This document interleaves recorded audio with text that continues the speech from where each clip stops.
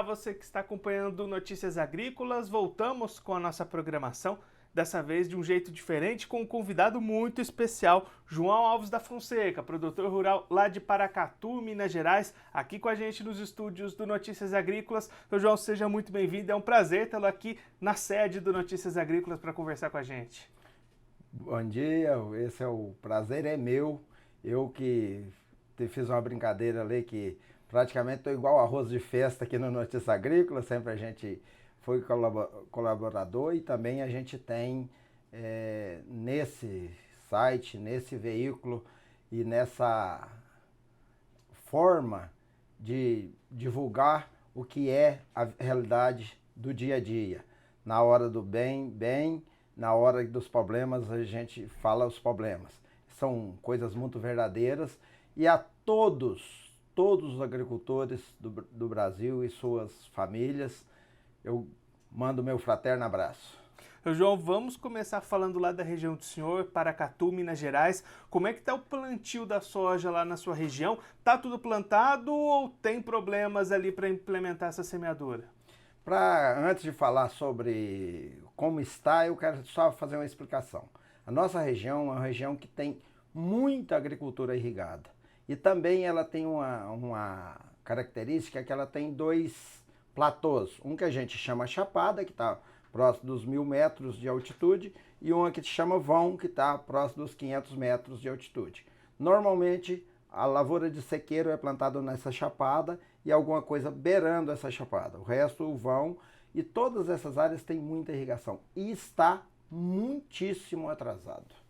E aí, por que que está esse cenário de atraso e como é que está essa situação? Ainda dá tempo de plantar? Como é que está o quadro nesse momento, seu João? Nesse momento, as pessoas estão plantando com muita cautela, existem lavouras perdidas e a irrigação, por esse excesso de temperatura, as temperaturas elevadas, elas não estão permitindo que você deslanche plantios e as chuvas, apesar de você ler os milímetros caídos, elas estão muito irregulares, então não permite que você tenha um plantio normalizado.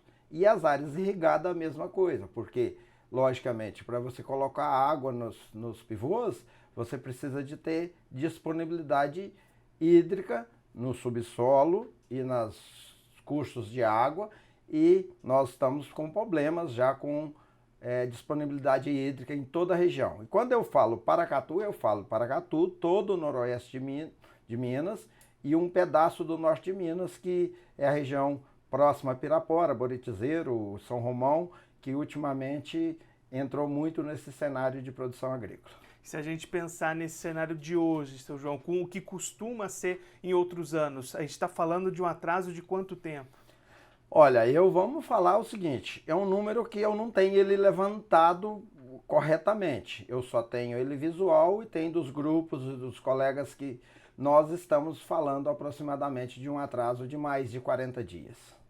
E aí, se a gente pensar na soja apenas, ainda há tempo bom para plantar soja e garantir um bom desenvolvimento? Como é que está esse calendário pensando somente nessa safra de soja? Pensando somente na soja, ainda é possível se fazer, tem variedades, tem replantios também, tem variedades próprias para plantio mais tardio um pouco. Então, pensando em soja, se o clima normalizar, ainda pode vir boas lavouras. Mas isso, logicamente, implica no próximo, porque a agricultura ela é dinâmica. Então, uma coisa vai impactando a outra à frente. E aí que está o grande problema, né, Jô? Se a gente pensar na segunda safra, nesse calendário para safrinha, aí a situação é mais complicada, né? Eu acho que nesse caso é complicadíssimo. É complicadíssimo porque como essa é a safra, vamos chamar sojeira, a safra que tem pouco milho, você tem depois o milho e o sorgo praticamente todo feito, ou a grande maioria feito visando a segunda safra. E aí você já começa a ter problema. Você começa a ter problema porque você tem um problema de disponibilidade hídrica e tempo de você plantar esse milho. Eu acredito que a possibilidade de quebra de área de plantio de milho segunda safra é muito grande. Em função justamente desse calendário para o plantio, né? Em função justamente disso, porque você tem todo um planejamento. Vou citar um caso meu especificamente. Então, eu planejei minha safra que do dia 20 de outubro eu não teria nada faltando para semear. Fiz um planejamento de uma viagem, nós vamos falar daqui a pouco, mas eu fiz esse planejamento que data 20 de outubro, eu teria 100% da minha área plantada. Hoje, nós já estamos 20 dias depois e eu tenho 50% da minha área semeada, eu tenho irrigação. Eu tenho áreas irrigadas. E você vê, eu estou citando o meu exemplo puro, mas esse eu acho que vale para generalizar para grande parte dos produtores. E aí, seu João, você comentou dessa viagem. Antes da gente entrar especificamente nos motivos e nesse roteiro, você está passando por diversos locais, vendo a realidade dos produtores e outros locais também. E este cenário de atraso também tem acontecido em outras localidades, né? Isso também é uma certeza absoluta. Nós saímos da região mais produtora de Minas, que é o noroeste de Minas, pegamos um pedaço do norte, passamos pelo Alto Paranaíba, passamos pelo Triângulo Mineiro, pelo Pontal do Triângulo, a região, uma parte do Mato Grosso do Sul, depois entramos no estado de São Paulo, entramos no norte do Paraná, fomos para o oeste do Paraná e não achamos nenhuma região que esteja assim, para você dizer assim, essa lavoura tinha de estar nessa fase e não está. É um atraso em todas as regiões que eu passei, é um atraso generalizado. E aí, João, olhando para essa viagem, você comentou aí várias regiões que o senhor passou. Por que o senhor saiu para fazer essas viagens, esse roteiro? Conta pra gente um pouquinho dessa trajetória que o senhor está realizando. Antes de falar, eu só quero falar o seguinte. Dessas regiões que eu falei, apenas numa região mais próxima a Cascavel, no Paraná, e no estado de São Paulo, aqui na região de Itaí, que também tem bastante áreas irrigadas, apenas nesses lugares eu vi soja com ruas fechadas. Então, nos outros lugares, vi muita lavoura ruim no Paraná, muita, não é pouca, e eu acredito que a soja, até pela capacidade que a soja tem de recuperação, se você passar dentro de uma semana no norte do Paraná, talvez você não vai conseguir relatar o que eu estou relatando, porque a lavoura fecha, parece que está tudo bonito. Mas são lavouras muito falhadas, lavouras plantadas muito irregulares, lá por uma questão de chuva, as curvas de nível que encheram d'água, lavouras mortas nas curvas de nível, lavouras de feijão horríveis e lavouras, muitas sem plantar, principalmente no que é chamado Norte Pioneiro. É uma região que ela padeceu um pouco também com essa seca, depois chuva demais e depois agora que estão sendo plantadas. Então, é apenas para dar um panorama, tá certo? É isso, essa parte. Isso, logicamente, são coisas visto da estrada, às vezes a gente olha, não estou fazendo uma pesquisa e nem estou passando números estatísticos. Por isso seria muita irresponsabilidade da minha parte. São números visuais, conversa com pessoas e a gente sentiu isso. Sentimos também, estava conversando com o Daniel Oliva ali, que uma outra observação também é que aparentemente as revendas de maquinário agrícola, que é o que a gente consegue ver no visual, a gente não pode falar das revendas de insumos, mas as revendas de máquinas agrícolas estão com os pátios abarrotados de máquinas. Certo? Agora vamos relaxar um pouquinho aqui. E vamos deixar essas lavouras problemáticas um pouquinho de lado, João, e vamos falar um pouquinho dessa sua viagem. Vamos falar de festa. Isso, da onde que veio essa ideia, qual que é o objetivo dessa viagem, conta um pouquinho pra gente. Bom, essa é uma parte melhor de falar e tal, logicamente. Então, eu sou uma pessoa que esse ano completo 60 anos. 60 anos de lutas, de histórias.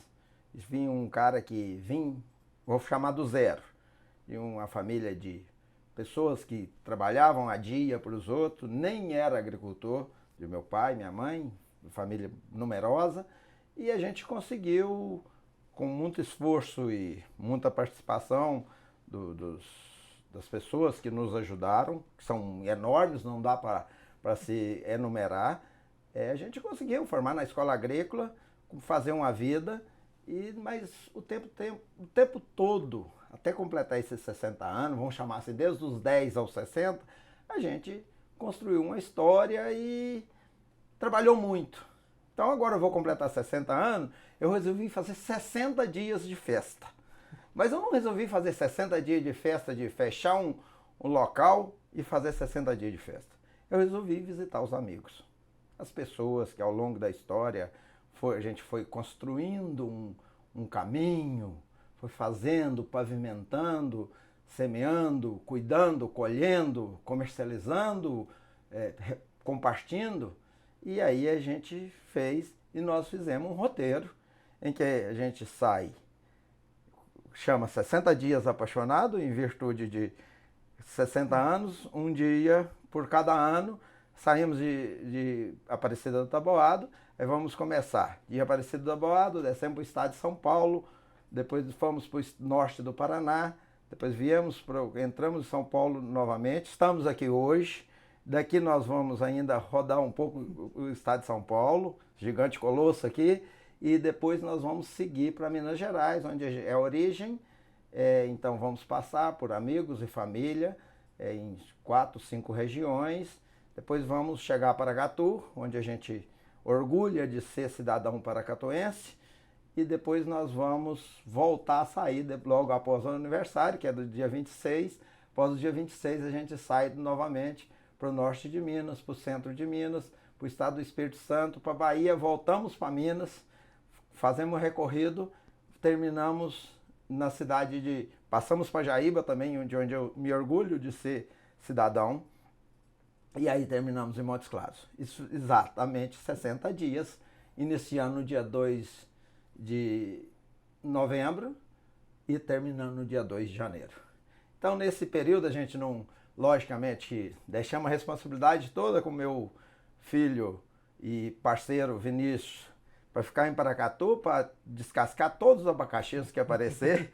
E a gente vai falando, hoje o mundo é moderno, isso é muito salutar, muito bom. A gente vai participando, mas não fazemos o operacional. E aí, o resto é isso. Recebemos, até agora, uma carga muito enorme de emoção, festas, uma carga enorme de festa também. Nós exageramos um pouco algum dia na comida, na bebida, e a gente vai fazendo isso e cada lugar a gente vai deixando a história. Nós estamos escrevendo esse diário aqui, esse é uma escrita de um diário, em que cada dia a gente relata relata o que aconteceu no dia anterior e no final, as pessoas que também querem deixar alguma mensagem, depois nós vamos guardar isso aqui num canto para a posteridade. Quantos diários for necessário, e a gente criou, não inventamos, mas adaptamos uma frase atribuída ao Guimarães Rosa, que é junto dos bons que a gente fica melhor. Uai! E aí, isso é uma honra e um prazer para o Notícias Agrícolas ser incluído aí nas paradas do senhor. O senhor também faz parte da história do Notícias Agrícolas, não só nas entrevistas, foi o primeiro vencedor da premiação da melhor história de um agricultor. As histórias do senhor e do Notícias Agrícolas andam juntas aí por muito tempo. Eu tenho certeza disso, e eu tenho tanta certeza disso, porque essa história ela merece um capítulo à parte aqui. Ela merece um capítulo à parte porque eu conheci o Notícia Agrícola, comecei a participar, depois conheci pessoalmente o João Batista e ele foi na minha casa e a gente aprofundou, vamos chamar assim, os laços e tal, e aí sempre participando, trocando ideias, eu participando, como eu falei no começo, quase igual um arroz de festa aqui no Notícia Agrícola, e depois posteriormente no canal dele e tal, aí nós fomos e aprofundamos isso. E o Notícia Agrícola lançou aquele concurso de história de um agricultor. E na véspera de encerrar as inscrições, o João me ligou, me chamou. Assim, nós nos tratamos pelas frases do Guimarães Rosa, a gente trata um pelo outro por compadre que ele é men, que é onde é que o cara está contando a história do Grande Sertão Veredas. Então ele falou assim, meu compadre Quelemen, cadê a sua história? E eu falei assim, uxa, era uma corrida aqui e tal. E fui à beira de uma vereda, indo para meu campo, e não tem muito pouca habilidade com a parte de tecnologia. Peguei o celular e fiz um selfie e contei 2 minutos de uma história. Felizmente, alguém compreendeu, não tem maracutaia, eu creio, né? E eu fui eleito pelas redes sociais, primeiramente pela comissão, depois pelas redes sociais, como a primeira história de um agricultor lançado pela Notícias Agrícolas. Estive aqui na segunda, infelizmente não pude vir na terceira, mas essa ficou para a história minha. E aí, nós, através de um segundo jornalista, foi lançado um outro programa que chamava Histórias de Sucesso, que a pessoa lançou. Aí é uma entrevista bem mais longa, que eu conto a história. Quem quiser olhar isso aí, é só entrar no YouTube e lá tem Histórias de Sucesso, João das Abóboras, porque é meu codinome. Então, João das Abóboras, que também vai conseguir ver a história que foi contada aqui e depois, posteriormente, está gravado no YouTube, está para a posteridade, assim como vai ficar as histórias que eu vou escrever. Não esse livro, não isso aqui. As histórias que eu vou escrever após terminar essa viagem, fazer um detox, fazer umas reflexões, eu vou escrever um livro em que eu vou contar 60 personalidades que passaram na minha vida, que tem histórias. História de emoção, histórias engraçadas, histórias de ajuda. Eu quero fazer tudo isso em 60 pessoas. E quero escrever esse livro, isso vai ser uma coisa que eu vou escrever. Ainda não. E isso aqui vai para o cantinho da minha casa, junto àquelas coisas que eu já recebi, como homenagem, inclusive, essa melhor história de um agricultor vai para ficar guardado lá. O resto é festa, o resto é abraçar os amigos, o resto é agradecer a vida. Agradecer uma frase que eu falei anteontem, num pronunciamento, veio na cabeça. Assim, eu sou semeador. Eu semeei, e a gente juntou um tanto de gente para cuidar, e agora nós estamos colhendo. Estamos colhendo isso, então vamos celebrar e partilhar. Seu João, muito obrigado pela sua participação, por dividir essas histórias, esse olhar do senhor aqui com a gente, e tomando a frase do senhor emprestado, se é junto dos bons que a gente fica melhor, hoje a gente está melhor porque o senhor é um dos bons. Muito obrigado, até a próxima, João.